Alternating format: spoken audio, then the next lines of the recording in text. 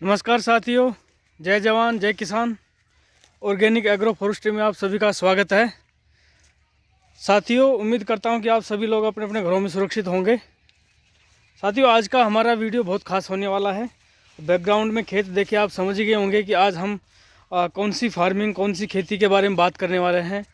हाँ किसान साथियों, आज हम बात करेंगे सरसों की खेती की, मस्टर्ड फार्मिंग। साथियों, सबसे पहले मस्टर्ड खेती के बारे में बात करने से पहले मैं आपको बताना चाहूँगा कि जो सरसों की खेती है वो सबसे ज़्यादा जो है राजस्थान, गुजरात, मध्य प्रदेश, उत्तराखंड, उत्तर प्रदेश, इन सब राज्यों में ज़्यादा होती है। वैसे भारत के लगभग सभी कोनों में जो है इसकी खेती होती है, मोस्टली इन्हीं स्टेट में होती है। साथियों, सबसे पहले हम खेती की बात करने से पहले मैं आपको बताना चाहूँगा कि इसकी बुआई जुताई कैसे करनी है, ज़मीन को तैयार कैसे करना है। साथियों, सबसे पहले बुआई जुताई करने के टाइम में जो है ये सड़ी गली गोबर की खाद है, उसको जो है आप जुताई के टाइम अच्छे से खेत में मिला दें। इस टाइप की जो आप डंप करके रखते हैं गोबर की खाद, ये गोबर की खाद को जो है आप डंप करके रखें इस तरीके से। जब ये अच्छे से सड़ जाए, गल जाए, तो उसको आप बुआई जुताई के टाइम जो है खेत में अच्छे से बिखेर कर और जो है उसको ट्रैक्टर से पाटा लगा दें ताकि वो अच्छे से मिक्स हो जाए मिट्टी में।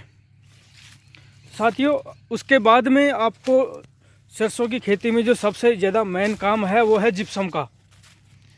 जो सरसों की खेत में जिप्सम ना डालो और एक डाल के देखो, दोनों में फ़र्क आपको साफ नज़र आएगा। सबसे बड़ा रीज़न है सरसों की जो तेल की मात्रा जो है, क्वांटिटी है उसमें, उसके ऊपर डिपेंड करता है। आप जब सरसों निकालने जाओगे तो लगभग 30% से ऊपर जो है उसमें आपको मिलेगा तेल, सरसों का तेल। मतलब 30 से 40% तक की मात्रा में आपको जो है सरसों तेल यदि लेना है तो आपको जिप्सम का यूज करना है बुआई जुताई से पहले। मतलब सरसों की बुआई आप कर रहे हो उससे पहले ही जो है खेत में जिप्सम को जो है मिट्टी के साथ मिला के, या तो सीड ड्रिल से आप बिजाई कर सकते हो या फिर हाथ से भी जो है उसको पूरे खेत में फेंक सकते हो समान मात्रा में, ताकि हमें जो हमारी जो सरसों की फसल है उसमें जो निकलने वाला दाना है उसमें तेल की मात्रा बहुत शानदार मिले। साथियों, ये तो हो गई बुआई जुताई की बात में। अब बात करते हैं हम इसकी नस्लों की।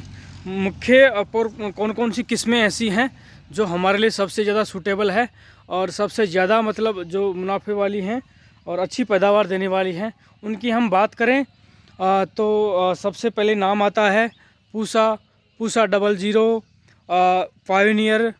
उसके बाद में नाम आता है बायर का है, श्री राम का है।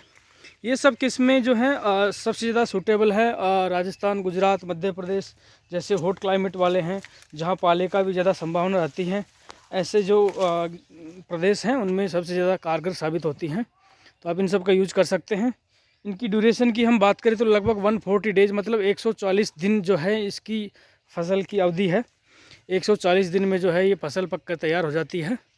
और बात करें हम इसकी बुआई का टाइम की, बुआई का टाइम है अक्टूबर फर्स्ट वीक। लगभग जो टेम्परेचर है वो 30 डिग्री होना चाहिए, उससे ना नीचे होना चाहिए ना ऊपर होना चाहिए। मतलब 25 से 30 डिग्री जो टेम्परेचर है वो सबसे ज़्यादा सूटेबल है इसकी बुआई के लिए। तो जब 25 डिग्री 30 डिग्री टेम्परेचर हो उस टाइम सरसों की बुआई कर दीजिए। और किस तरीके से खेत की जो तैयारी करनी है वो मैंने आपको बता दी है। तो साथियों, अब बात करते हैं बुआई जुताई के बाद में किस्मों की बात हो गई है। अब बात करेंगे हम इसकी जो है सिंचाई मैनेजमेंट की, इरिगेशन मैनेजमेंट की, सिंचाई का प्रबंधन किस तरीके से करना है। साथियों, सरसों की जो खेती है उसमें ज़्यादा पानी की आवश्यकता होती नहीं है।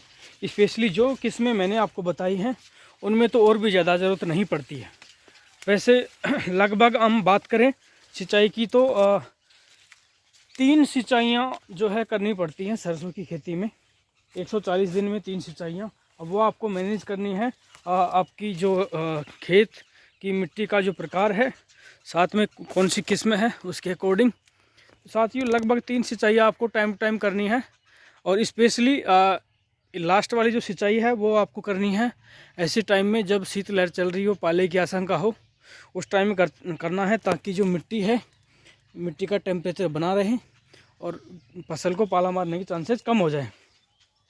और फिर भी यदि आपको लगता है कि ठंड ज़्यादा है, ठंडी हवा चल रही है, पाले की आशंका है। तो ये जो एक्चुअली पाला इस फसल में मारता किसको है, जब ये सीड बन जाता है तो इनमें जो दाने हैं, कच्चे दाने हैं, उस कच्चे दानों को जो है वो अंदर ही है और पाला जो है उनको जला देता है। वो उतना उसका आगे ग्रो नहीं कर पाता, सरसों मोटी नहीं हो पाती, दाना उतना ही रह जाता है। तो उससे बचने के लिए हमें सल्फर का जो है उस पर स्प्रे कर देना चाहिए। एक स्प्रे यदि आप सल्फर का कर दे रहे हैं दिसंबर में, तो आपकी पूरी फसल जो है शांति से, आराम से, अच्छे से पक के तैयार हो जाएगी। उसको पाला मारने के चांसेस बिल्कुल कम हो जाएंगे। साथियों उसके बाद बात करते हैं कि आपको उसकी खरपतवार नियंत्रण का। मार्केट में आपने देखा होगा कि मार्केट में बहुत सारे हर्बिसाइड भी मिल जाते हैं, बट मैं जो है आपको सलाह दूंगा कि आप हर्बिसाइड का यूज़ कम से कम करें। हर्बिसाइड का यूज़ ना करके आप जो है अपने खेत में निराई गुड़ाई जो है मैन पावर के थ्रू करवाएं, ताकि जो पेड़ की ग्रोथ है, आप देख सकते हैं ये पेड़ जो है मेरे से लगभग आई थिंक 2 से 3 फीट मेरे से हाइट में ज़्यादा है। ये देख सकते हैं हाइट में 2 से 3 फीट ज़्यादा है ज़मीन से। ये देखिए इतनी लंबाई की हाइट, बिल्कुल शानदार आपको मिलेगी ग्रोथ भी। और पूरा जो पेड़ है आप यहाँ से स्टार्ट कीजिए, फलियों से भरा हुआ है पेड़। देख रहे हैं कितना प्यारा लग रहा है, शानदार लग रहा है।